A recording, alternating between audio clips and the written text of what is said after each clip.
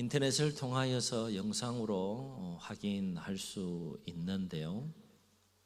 1986년 1월 28일에 캐나다, 미국 케네디 우주센터에서 우주선 하나를 발사하게 됩니다. 유인 우주왕복선인데 챌린저호라고 하는 우주선을 발사하게 되는데, 영상을 통해서 보니까 참 그 장관이 멋지게 쫙, 얼마나 우리의 누리호 또 이렇게 발사하지 않았습니까? 절반의 성공은 했지만 쭉 올라가다가 약 73초쯤 되었을 때 공중에서 산산이 폭발해서 분산이 됩니다. 참 안타까운 장면이에요. 오래전에 그 일의 그 장면 영상으로 봐도 참 안타까운데, 현장에 있었던 사람들 또 그 장면을 전 세계가 보지 않았을까 싶은데 참 안타까운 그런 장면입니다. 최첨단 기술의 총합이라고 할 수 있는 그 우주왕복선, 유인 우주왕복선의 폭발은 참으로 커다란 그 충격을 안겨줬는데요. 놀라운 사실은 뭔가 하면, 폭발의 원인이 뭐냐, 그 사고의 원인이 뭐냐 이제 조사를 해본 결과 아주 작은 것에서 비롯되었다라고 하는 거예요. 그 이유는 약 1cm도 되지 않는 오링이라고 하는 작은 부품의 결함 때문에 결국 73초 만에 그 거대한 우주왕복선이 공중에서 폭발하여 분산하게 됐다는 겁니다. 페르시아의 장수이기도, 유명한 장수이기도 하고 또 대왕이었던 다리우스 3세 이 황제가 유럽을 정복하기 위해서 첫 번째 맞이한 상대가 누구였는가 하면 알렉산더 대왕이 이끄는 군대였습니다.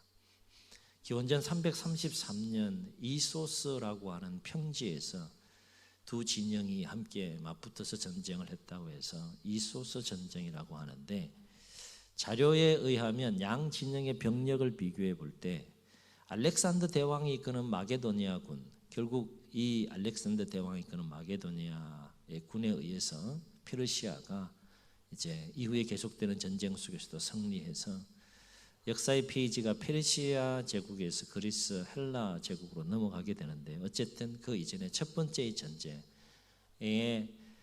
다리우스 3세 황제와 맞붙었던 병력이 약 4만 명이었다라고 해요. 그에 맞서는 페르시아의 다리우스 황제의 이 군대 병력은 2배가 훨씬 넘는 10만 명이 이소스라고 하는 평지에서 맞붙어서 전쟁을 하게 됩니다. 그런데 그때 다리우스 황제는 알렉산더 대왕에게 선전포고를 하면서 병사를 통해서 선물 하나를 했는데요. 재미난 선물 하나를 해요. 어떤 선물을 하는가 하면, 깨 있죠, 깨. 깨 작아요, 커요? 이 동네 깨는 큰가 보다. 작은 깨가 가득 담겨있는 부대 하나를 병사를 통해서 알렉산더 대왕에게 보냅니다. 의미는 뭔가 하면, 나의 군사와 군대가 이게 깨알같이 많으니까 포기해라. 괜히 성산 없는 싸움 하려고 하지 말고 그냥 항복해라. 이런 의미로 다리우스 3세 황제가 알렉산더 대왕에게 깨가 가득 든 부대 하나를 보냅니다. 그 깨가 가득 든 부대를 딱 받아든 알렉산더가 의미를 알았어요. 의미를 모르면 안 되잖아요. 의미를 알았어요. 그리고 답장을 하는데요, 과연 알렉산더다운 답장을 합니다. 병사를 통해서 무엇을 보내는가 하면, 작은 봉투에다가 겨자씨 하나를 보여요, 안 보여요? 안 보이는 작은 겨자씨 하나를 이 다리우스 3세 황제에게 보내게 됩니다. 그 의미는 이런 거예요. 작다고 까불지 마라. 작다고 무시하지 말라. 우리는 무섭고 놀라운 생명력을 가지고 있고 거칠다. 당신의 군대가 아무리 깨알같이 많아도 우리는 당신과 싸워 맞서 승리할 모든 태세와 준비를 갖추고 있다. 이런 의미로 작은 봉투에다가 거의 보이지도 않는 깨알 같은 그 겨자씨 하나를 보내게 됩니다. 결국 이 싸움은 알렉산더 대왕이 이기게 돼요. 그리고 이후에 몇 번의 전쟁을 통하여서 페르시아 제국이 무너지게 되고, 역사의 페이지는 이 알렉산더 대왕을 통하여서 결국 그리스 헬라 제국으로 또 새롭게 역사의 페이지가 넘어가게 되는데, 이 두 이야기의 공통점이 있어요. 우주 왕복선이 폭발한 것과 이소서 전쟁의 두 이야기 공통점이 뭡니까? 작고 연약하다고 해서 하찮게 여기거나 무시하지 말라는 거죠. 아무리 작고 아무리 미약하다고 할지라도 그 쓰임에 따라서는 크고 놀라운 힘을 발휘할 수 있다라고 하는 거예요. 크다고 항상 큰 것이 아니고 작다고 항상 작은 것이 아닐 수 있다는 것이죠. 오늘 말씀은 사사시대 이스라엘의 두 번째 사사인 에훗과 세 번째 사사인 삼갈에 관한 이야기가 되겠습니다. 첫 번째 사사는 온니엘이라고 하는 사사인데, 온니엘의 이 사사로 있을 때 이스라엘이 40년 동안 큰 평안을 누리게 됩니다. 하나님의 은혜 가운데 큰 평안을 누리면 더 하나님을 잘 섬기고 경외해야 되는데 마음이 해이해졌어요. 그래서 평안한 때에 또다시 하나님 앞에 악을 행함으로 말미암아 하나님께서 진노하셔서 이방 민족을 또 채찍으로 사용하시는데, 채찍으로 사용한 그 이방 민족이 모압입니다. 그리고 그때에 통치했던 왕이 에글론이라고 하는 왕인데, 하나님께서 이스라엘 백성들을 아프지만 악을 행하니까 모압 왕 에글론에게 넘깁니다. 그래서 이 모압 왕 에글론은 암몬과 또 아말렉과 이렇게 다 군사들을 끌어모아서 연합군을 이름으로 이스라엘을 점령해서 18년 동안 이스라엘을 지배하게 되고, 압제 아래서 모압 왕 에글론의 압제 아래서 이스라엘 백성은 또 신음하는 세월을 보내게 돼요. 그러니까 아프잖아요, 힘들잖아요. 그러니까 하나님 도와주세요, 구원해 주세요, 살려주세요, 우리가 잘못했어요, 막 두 발 두 손 막 싹싹 비니까 우리 하나님도 긍휼이 너무 크신 분이잖아요. 그러니까 알았어, 좀만 기다려. 그렇게 해서 두 번째 모압의 에글론의 압제로부터 이스라엘을 구원하기 위해서 세운 사사가 누구라는 거예요? 에훗이라는 사사였다는 겁니다. 오늘 말씀을 보면 이 에훗은 이스라엘이 모압 왕 에글론에게 공물을 바칠 때 그 공물을 운송하는 책임자 역할을 했던 사람이 에훗인데, 어느 날 치밀한 게릴라 작전을 세우고 그 게릴라 작전을 진행해서, 길게 오늘 본문에 설명되어 있지만 결국은 그 게릴라 작전에 의해서 이 곡물 운송자의 책임자였던 에훗이 누구를 암살합니까? 모압 왕 에글론을 암살하고 도망갑니다. 그리고 이스라엘로 돌아가서 군사를 모아요. 나를 따르라. 하나님께서 모압을 넘겼다. 그러니까 이스라엘 자손 중에 군사들이 쫙 모여서 모압과 암몬과 아말렉의 연합군을 쳐서 물리침으로 무려 80년 동안 다시 하나님의 은혜 가운데 이스라엘 백성들이 평안한 세월을 누리게 됩니다. 그런데 오늘 말씀을 자세히 보면 에훗과 관련해서 두 가지를 강조하는 것을 보게 돼요. 뭘 강조합니까? 에훗은 베냐민 출신의 사람이었다는 것 강조하고, 또 한 가지는 에훗은 오른손잡이였다, 왼손잡이였다? 왼손잡이였다는 것을 강조합니다. 여기서 오른손의 아들이라는 뜻을 지닌 베냐민 출신, 베냐민 지파의 출신, 베냐민 지파의 사람이었다는 것은 무엇을 의미하는가 하면, 오른손의 아들이라는 것이 베냐민의 뜻이라면 그 오른손을 잘 쓰는 장수들이 참 많았다는 거예요, 베냐민 지파 출신들. 근데 그 중에 또 공교롭게도 에훗은 오른손을 잘 쓴다는 거예요, 왼손을 잘 쓴다는 거예요? 왼손을 잘 쓰는 왼손잡이였다라고 하는 거예요. 무엇을 의미해 주는가 하면, 참 우리가 주목할 것이 뭔가 하면, 하나님 그냥 오른손 잘 쓰는, 정말 그 중에서 제일 탁월한 장수 하나 딱 세워서 사사로 세우면 참 멋질 것 같은데, 우리 하나님은 그런 사람들 쓰지 않고 누구 썼다는 겁니까? 왼손잡이 에훗을 썼다는 거예요. 이 얘기는 사실 사사로 쓰임받긴 했지만 객관적으로 보게 되면 그는 여러 가지로 사사로 쓰임받기는 부족한 인물이었다는 거예요. 아시다시피 예나 지금이나 왼손잡이는 큰 핸디캡일 수 있어요. 특별히 칼을 쓰는 군인이 왼손잡이였다는 것은 치명적인 약점일 수 있습니다. 그런데 우리가 에훗이 왼손잡이라는 사실과 관련해서 한 가지 더 알아야 될 것이 있는데, 에훗이 왼손잡이니까 양손 다 쓰는데 오른손보다 왼손을 잘 쓴다, 그런 뜻인가 보다 생각할 수 있는데 그렇지 않다는 거예요.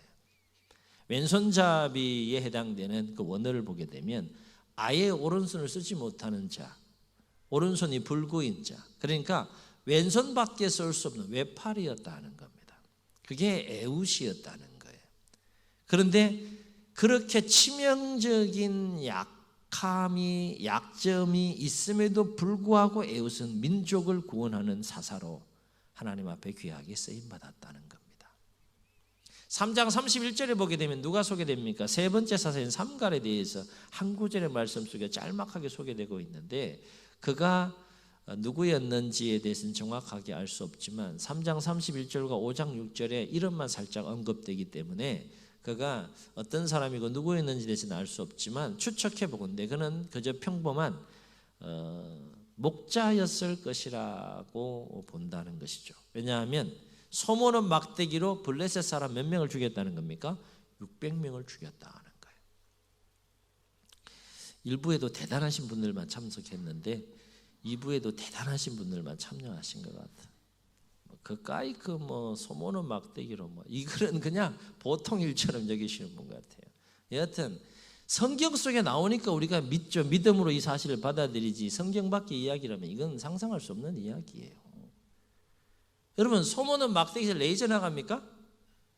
소모는 막대기에서 막 따발총이 나갑니까? 소모는 막대기가 막 희한하게 막 살아서 최첨단 무기처럼 막 자동으로 움직여가지고 막 쓰러뜨립니까? 여러분, 소모는 막대기는 그냥 막대기예요.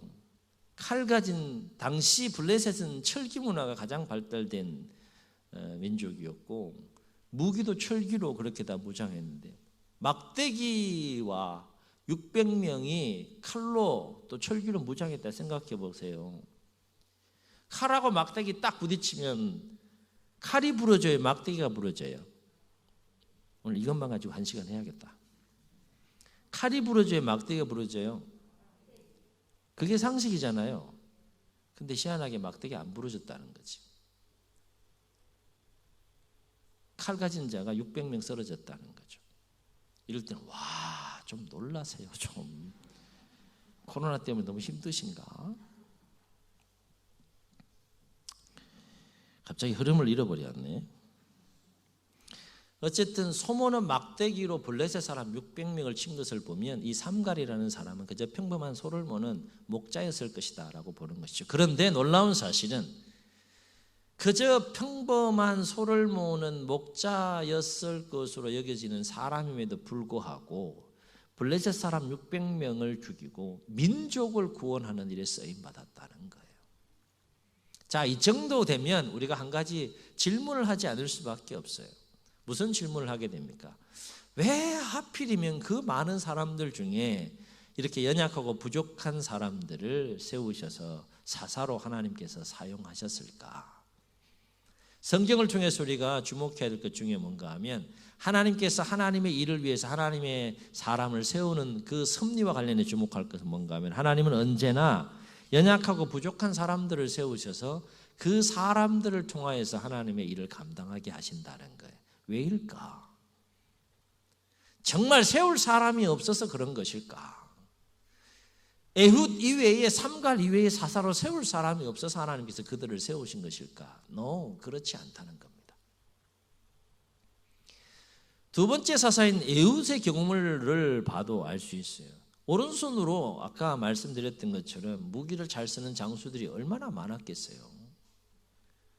그들 세우면 되지 에훗 세웠다는 거예요. 왜 그렇게 했을까? 여기는 중요한 하나님의 또 거룩한 의도와 목적과 섭리가 있는데 그것은 그렇게 연약하고 그렇게 부족한 사람들을 세워서 어떻게 하시겠다는 거예요? 하나님의 하나님됨이 더 온전히 나타나고 드러나기를 원하신다는 겁니다. 그래서 사도 바울은 이와 관련해서 고린도 교회에 보내는 편지의 내용 중에 고린도전서 1장 26절로 28절에서 뭐라고 말하는가 하면 여러분 한번 잘 들어보세요. 이렇게 말합니다. 형제들아 너희의 부르심을 보라. 얘기는 뭔가 하면 하나님께서 너희들을 불렀는데 너희들이 어떤 사람인지 한번 쭉 봐라. 육체를 따라 지혜 있는 자가 많지 아니하며 능한 자가 많지 아니하며 문벌 있는 자가 많지 아니하도다. 다 세상적으로 보면 연약한 자들 하나님 불렀다는 거예요. 그게 너희들의 공동체의 모습이다. 지혜가 탁월한 사람 있나 한번 봐라. 능력이 뛰어나고 출중한 사람이 있나 봐라. 너희들 중에 뭐 공부를 잘해가지고 정말 학식이 충만하고 풍부한 사람이 있나 너희들 중에 한번 봐라. 그러나 계속해서 말합니다. 하나님께서 세상에 미련한 것들을 택하사 지혜 있는 자들을 부끄럽게 하려 하시고 세상에 약한 것들을 택하사 강한 것들을 부끄럽게 하려 하시며 하나님께서 세상에 천한 것들과 그리고 멸시받는 것들과 없는 것들을 택하사 있는 것들을 패하게 하려 하시나니 이유를 이렇게 설명합니다. 이는 아무 육체도 하나님 앞에서 자랑하지 못하게 하려 하심이라 그랬어요. 이게 하나님의 섭리라는 거예요.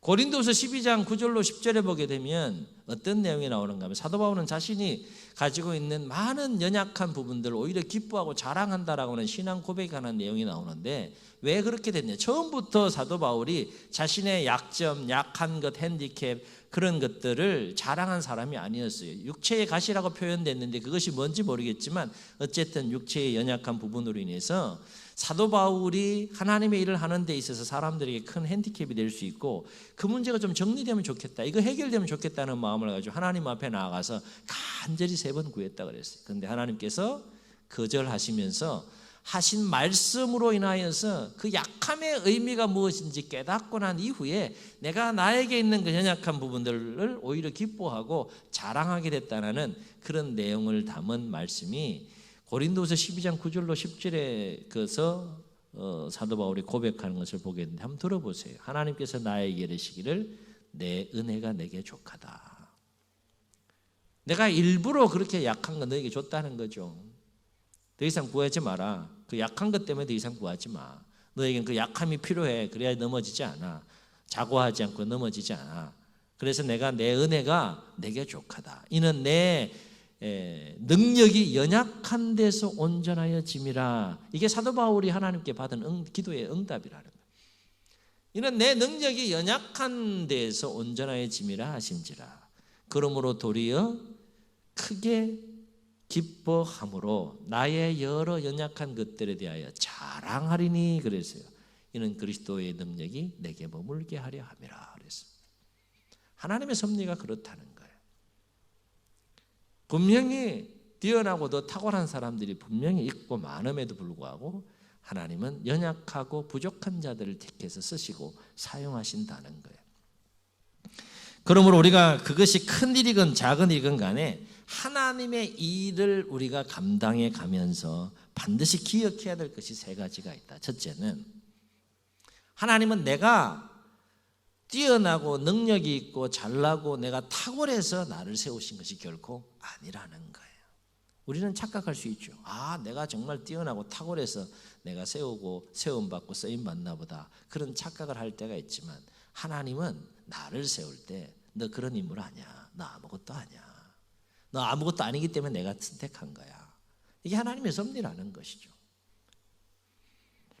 다시 말해 하나님은 나보다 훨씬 더 강하고 훨씬 더 탁월하고 훨씬 더 능력 있고 훨씬 더 뛰어난 사람들이 있음에도 불구하고 하나님의 섭리 가운데 하나님의 일을 위해서 연약한 나를 세우셨다는 겁니다. 여러분 한번 가만히 생각해 보세요. 진지하게 내가 하나님께 받은 은사와 재능을 통해서 맡은 일이 작은 일이건 큰 일이건 어쨌든 쓰임받는 자리에 있다고 했을 때 여러분 자신을 한번 가만히 생각해 보세요. 정말 나 말고는 그 일을 탁월하게 해낼 수 있는 사람이 없어서 하나님께서 나를 세우셨을까? 하나님께 한번 질문해 보세요. 하나님 나밖에 없죠? 내가 제일 잘하죠. 그러면 이건 뭐 들어보나 마나예요. 하나님 뭐라고 말씀하시는가 하면 No. 100번 물으면 100번 다 No 그러실 거예요. 어쩌면 그렇게 말씀하실 수 있어요. 네가 제일 못나서 네가 제일 부족해서 난 너를 세웠다. 이렇게 말씀하실 수 있다는 거예요. 그러한 섭리를 통해서 하나님이 온전히 또 나타나고 또 하나님의 능력이 온전히 드러나고 하나님의 하나님됨이 나타나고 드러내도록 하기 위해서 하나님께서 그렇게 사람을 세우신다는 것이죠. 그러므로 우리가 그 일이 무슨 일이 되었든지 간에 하나님께 쓰임받는 자를 자리에서 우리가 항상 기억해야 될 것은 뭔가 하면 겸손한 마음을 우리가 항상 가져야 된다는 것이고, 또 한 가지는 뭔가 하면 나같이 부족한 자를 하나님께서 선택하여 세우시고 쓰시고 사용하신다는 것에 대해서 감격하고 감사할 수 있어야 된다는 겁니다. 그래야지 넘어지지 않는다는 거죠. 두 번째, 하나님께 쓰임받는 자리에서 반드시 기억해야 될 것은 뭔가 하면 하나님은 철저하게 누구를 드러내시기 위해서, 누구를 나타내시기 위해서, 하나님을 드러내시고 하나님의 하나님됨을 나타내시기 위해서 나를 세우셨다는 거예요. 그런데 우리가 착각하는 경우가 많잖아요. 어떻게든 하나님이 나를 통하여서 나타나고 드러나야 되는데, 하나님의 일을 한다고 하면서도 우리의 마음속에 육신의 생각이 역사해서 그 일을 통해 내가 더 드러나기를 원하는 마음들이 분명히 있어서 넘어지는 일들이 얼마나 많아요. 얼마나. 교회 안에 이런 일이 없는 것 같죠? 얼마나 많은지 몰라요. 얼마나. 왜냐하면 하나님의 일을 하면서 내가 잘났다라고 생각하거나 그 일을 통해서 내가 드러나기를 원하는 마음이 있다 그러면 결코 하나님의 일을 감당할 수 없을 뿐만 아니라 반드시 넘어지고 실족하기 때문이다 하는 거예요. 그래서 나를 통해서 누가 드러나야 된다는 겁니까? 철저하게 하나님이 드러나고 하나님이 나타나야 된다는 거예요. 아멘. 또 한 가지 하나님께 쓰임받는 자들이 반드시 기억해야 될 것이 있어요. 그것은 뭔가 하면 아무리 연약하고 아무리 부족하다고 할지라도 하나님께서 하나님의 일을 위해 쓰시기 위해 세우셨다면 반드시 무엇을 주시는가 하면 아무리 연약하고 아무리 부족해도 그 일을 능히 감당할 수 있는 힘과 능력을 주신다는 거예요. 아멘. 아멘. 한번 생각해 보세요. 왼손잡이 에훗, 외팔의 에훗이 어떻게 무슨 힘을 가지고 민족을 모압의 압제로부터 구원할 수 있겠어요? 뭔 힘으로? 아니, 소모는 막대기로 어떻게 600명을 쳐서 이스라엘을, 자기 백성을 구원할 수 있겠냐고. 말도 안 되는 거예요, 상식적으로 보면. 그러나 성경의 이야기는 여기서 끝나지 않죠, 그죠? 그러나 하나님이 함께 하셔서 하나님이 감당할 수 있는 힘을 주시고 하나님이 감당할 수 있는 능력을 주시면 가능하다. 아멘. 아멘. 한번 따라해 보시겠습니다. 하나님이 함께 하시고 하나님이 힘 주시고 하나님이 능력을 주시면 가능합니다. 아멘. 아멘. 성경에 이런 이야기고 충만합니다. 충만해요. 창세기부터 계시록까지 이런 이야기로 충만해요. 충만해요. 오늘 뭐 에훗과 삼갈 두 사람만 뽑았지만 본문이 계속 읽지는 않았지만 드보라도 여사사예요. 연약한, 당시에는 남성 중심의 또 사회였기 때문에 쉽지 않은 일이었죠.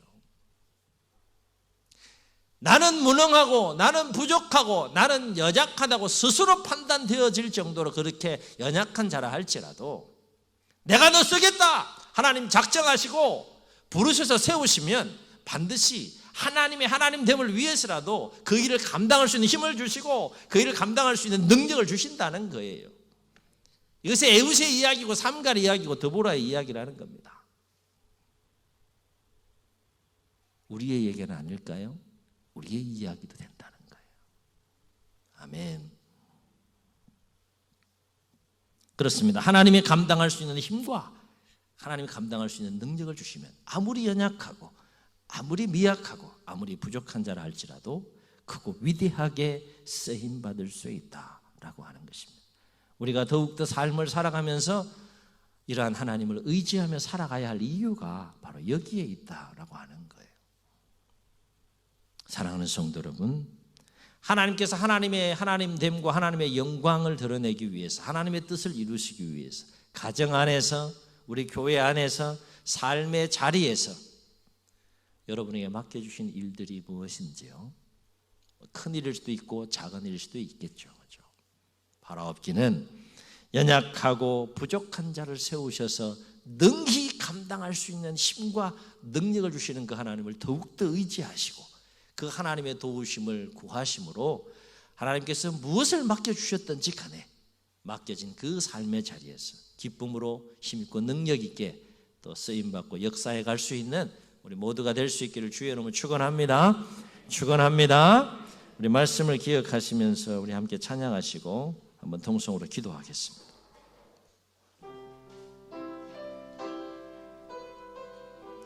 아무것도 두려워 말라. 함께 찬양합니다.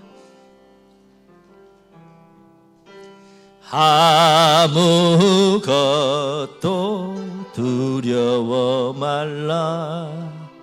주 나의 하나님이 지켜주. 아멘 아멘. 놀라지 마라. 겁내지 마라. 주님 나를 지켜주시네. 아무것도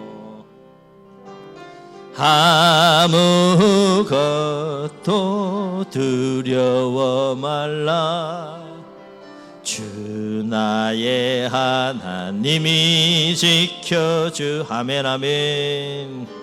놀라지 마라. 겁내지 마라. 주님 나를 지켜주시네. 아멘. 내 맘이 힘에 겨워 지칠지라도 주님 나를 지켜주시네. 세상의 험한 풍파 몰아칠 때도 고백합시다. 주님 나를 지켜주시네.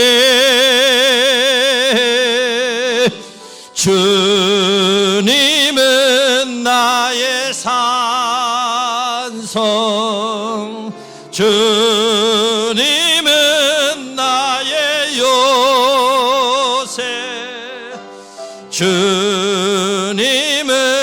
나의 소망. 나의 힘이 되시며 주님은 나의 산성. 주님은 나의 산성. 주님은 나의 요새. 주님은 나의 소. 고백합시다. 나의 힘이 되신 여호와. 나의 힘이 되신 여호와. 나의 힘이 되신. 한 번 더 고백합시다. 나의 힘이 되신. 나의 힘이 되신 여호와. 주의 눈을 감으시고 우리 말씀을 기억하시면서 한번 통성으로 기도하겠습니다.